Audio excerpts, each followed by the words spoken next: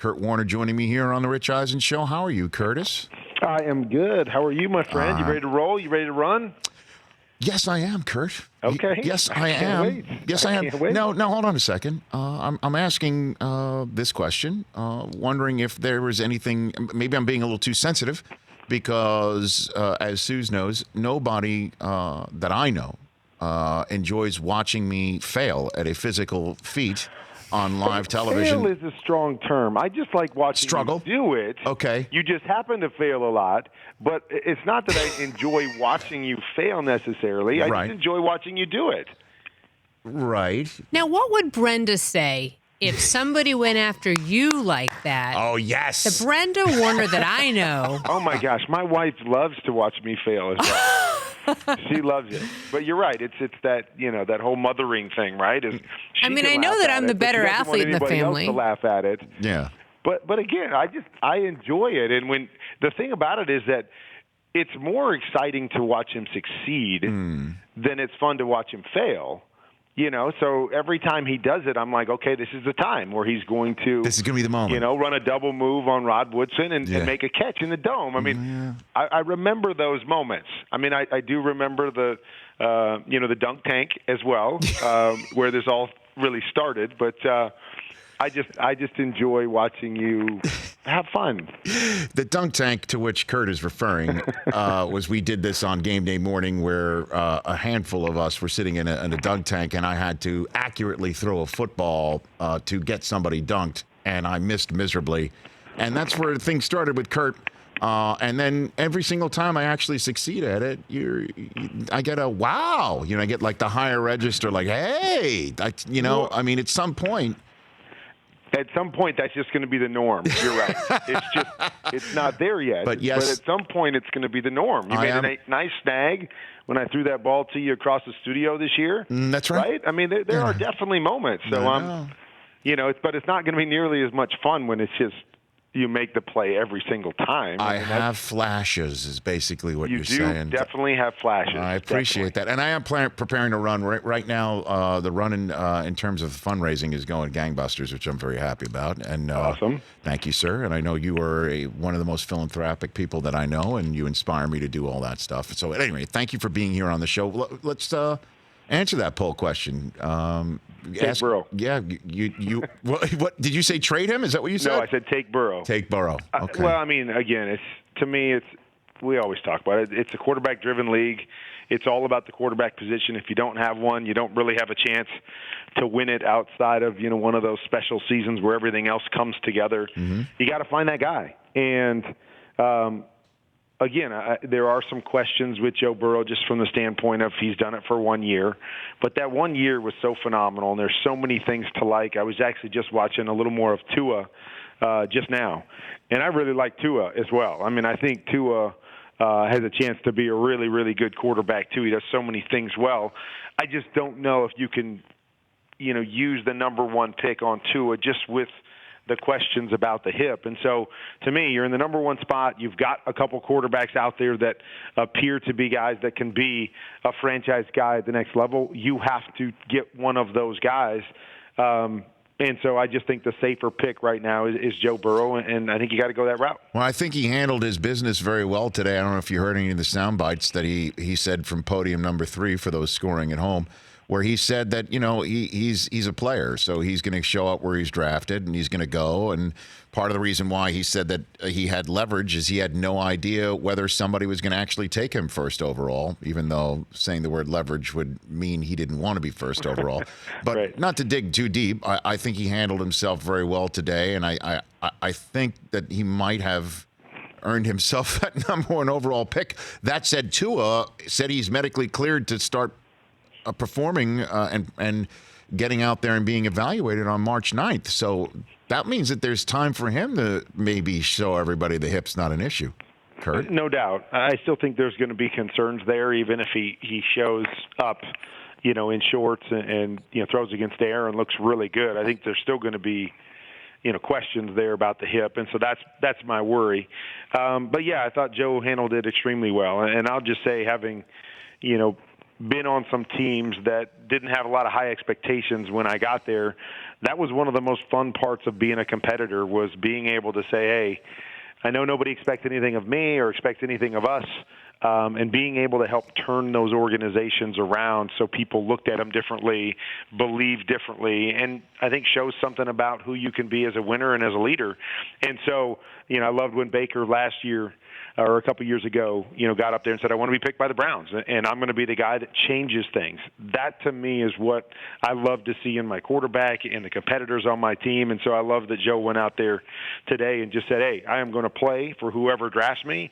I'm a player. That's what I do, and I'm going to go make a difference wherever I'm at. Well, Kurt Warner here on the Rich Eisen Show. I'm assuming that the Burrow story in being, obviously he was highly recruited and he went to Ohio State, but he didn't get the opportunity that he needed, and he made the most of the opportunity that he got, which obviously is something that you personify. When the combine was happening, when it was time for you, what was that like for you? I've never, I mean, for me, I was just hoping to get an invite. That I thought I had done enough in my 1 year to just get a chance, because right. that was my story. Was right. I got 1 year to play, and you hope you do enough that you can get in front of all the scouts. Unfortunately, I didn't get that invite. But, yeah, I'm always excited about guys like that bounce around and can't find the right fit, and then they get an opportunity and they seize it. And ironically enough, when I played for the Barnstormers, Joe's dad was our defensive back coach, defensive coordinator when I was with the Barnstormers. So I've known Jim Burrow for a long time. And so I've followed Joe throughout the year and been in contact with him and his dad a little bit. So I'm extremely excited for the family and where he's put himself. And I met him at the Super Bowl and got to talk to Joe a little bit, and just think that he carries himself the right way. And I'm excited just to see not only where he goes, but more importantly, what kind of career he has. Well, and then, there's other quarterbacks that are out there. Who's out there? We're hearing so much about Jordan Love's innate athletic ability and how he has potential Mahomes-type athleticism, and he's had the biggest hand size. We all know about Justin Herbert. Who have you also been seeing on film tape that's flashing to you, Kurt? Yeah, probably the other guy that flashed for me is Jacob Eisen. That, again, the hard part is I don't necessarily get a chance to go back and watch the entirety of a season for all of these guys. So you kind of pick some games here and there to watch. And he was a guy that jumped out at me. I think physically he's got talent. He had, some games where I just thought he looked really good and, may move him up ahead of some of these other guys like the Jordan Loves and the Justin Herberts of the world. But then there were some games where he wasn't quite as good. So there's some consistency issues, I think, with, all three of that second-tier group of guys. Joe and Tua, I put them kind of up at the top, really like them. And then Jordan and Justin and Jacob are three guys that I go, I could see them kind of getting shook up depending on, what your flavor is, what you like. Jordan Love, I thought, was much better in 2018. I watched him in 2019, and I wasn't really – a lot of inconsistencies there and up and down, and wasn't sure what everybody was seeing. And then I had a lot of people tell me, well, go back and watch him in 18 when he was in a different system.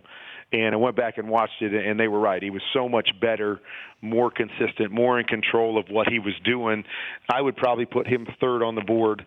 And then Herbert, has some flashes, but I'm a guy that believes you got to have some of that fast twitch to be able to see and react and get the ball out. And that's something that he struggles with. He's more of a kind of slow twitch guy, and everything takes a long time to develop, even though, he's got some physical ability. So I think those three guys is going to be interesting.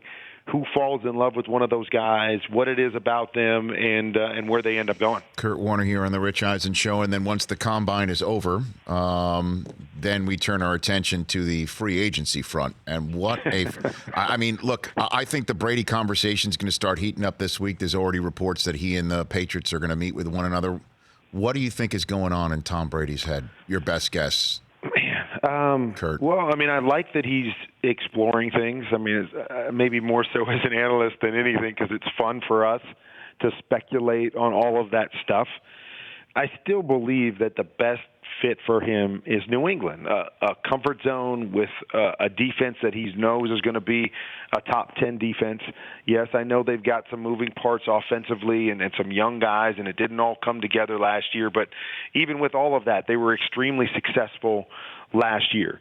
And now if they just get a little bit better offensively, I believe that puts them in a position to compete again. And that, to me, is what Tom Brady wants. I just understand when you go somewhere else, there can be a learning curve there. And that, to me, is what I look at with Tom Brady. And I go, does he have enough time, to be able to bring another team to that level? Because when, I talked to him this year, his biggest thing was he just knew when they went out on Sunday afternoons that they couldn't compete at the standard of the level that he was used to competing, and that was the hardest thing for him this past year with the Patriots. There's no guarantee that he shows up somewhere else, even if the team is maybe better offensively, and they play up to that standard either. So does it take a year or two to get there, and how much more time does he have? So I just think the best fit is still in New England. But, man, would it be fun to see him go compete somewhere else? And, where is that? Do you choose an LA Chargers or an Oakland Raider team where, maybe a little bit better offensively than what you had, but you got to compete against Patrick Mahomes twice a year. One thing about the Patriots for so long is they win their division, and it puts them in a great position to compete in the playoffs. Man, you go and have to compete against Patrick Mahomes. One side of that is great. We got to beat the best. But the other side is, it's going to be a lot harder to get one of those top seeds when we got to compete against the Super Bowl champs. And so all that stuff is so fascinating to me. And as you know, we're waiting for one of those chips, I guess, to fall and see, what happens there with Tom Brady, and then how does that shake up the rest of the teams that are looking for a guy? Well, I guess then maybe that's why that there's that constant rumor, as well as some of the reporting. Jeff Darlington of ESPN reporting it on Adam Schefter's podcast, which he said when he was on the show last week that the Titans are a good spot or front runner spot. And then there's the Colts, Kurt. I mean, I understand that would be if you're taking the approach that it's just tough to see Brady in another uniform, or he will find it tough to be in another uniform. The latter, one would think it would be, something that he would have trouble grasping, walking into a building with Peyton Manning's statue in front of it. But it just seems to me that if you want to talk about a division where obviously Deshaun Watson's no slouch, but Patrick Mahomes is the reigning Super Bowl MVP that you don't want to face twice a year, that the AFC South might be, same conference. He could maybe potentially have New England come into his house or vice versa to go that. Better than most about playing in a dome, and that's no criticism. He's 40 some odd years old. He could play 8 of his games in a dome, right? Or nine because we're including Houston too. So that sounds like a good spot there. No, I don't think there's any doubt. I think there's a lot of things. I love Frank Reich. I love what he does offensively. I think Tom obviously makes that team better. I would just say, do you think that's a team that missed the playoffs last year? Do you think you, at your age, as great as Tom Brady's been, are you the difference maker that gets this team to championship level quickly? Because once again, we got to remember the age here. What are we talking? Do we really think 2 years, 2 more years? Do we think it's 3 or 4? And what are you willing to go through in that process to help build a championship type team? Now the Titans, I think, is definitely intriguing because of where they went last year and how good they were last year. But I think a lot of things went right for the Titans last year. I'm not sure you just line them up every year and you say, oh, this is a team that's an AFC championship team. I'm not sure that's the case with their talent level across the board, even though they had a phenomenal year last year. Okay, and then some more news coming out of the Combine that we'll talk about still to come on this show. Is Bruce Arians saying that you can win with Jameis, but that they're going to wait to see who might be out there in free agency before making a decision on bringing him back, even though you may have to tag him before free agency. There's a lot at play here. What do you think about Winston, for instance? I love Jameis. I've gotten to know Jameis, and I think there are so many good things about Jameis. If you just turned on the film football-wise, I would tell you that he makes more plays and good reads than probably 90% of the guys in this league. The problem is being able to decipher those other plays that we always talk about, right? Knowing what is a good throw and not a good throw and putting the ball in harm's way, because it doesn't matter how many plays you make and the 5,000 yards and the 30 touchdowns and all that. I mean, if you're throwing that many interceptions, it is tough to win consistently. And so he's got to figure that out. And I'm sure Bruce Arians is saying, man, yeah, we can win with this guy. I mean, look at all the great plays that he makes. But is there a guy that can make those plays and not make as many mistakes and allow us to be more successful? Because last year they had a really good run defense. They've got some playmakers on the outside, of course, and they probably feel they're closer to a playoff team than they performed last year, and a lot of that because of Jameis's mistakes. But I really like Jameis. I don't think there's a lot of guys out there that are going to make nearly as many plays for you.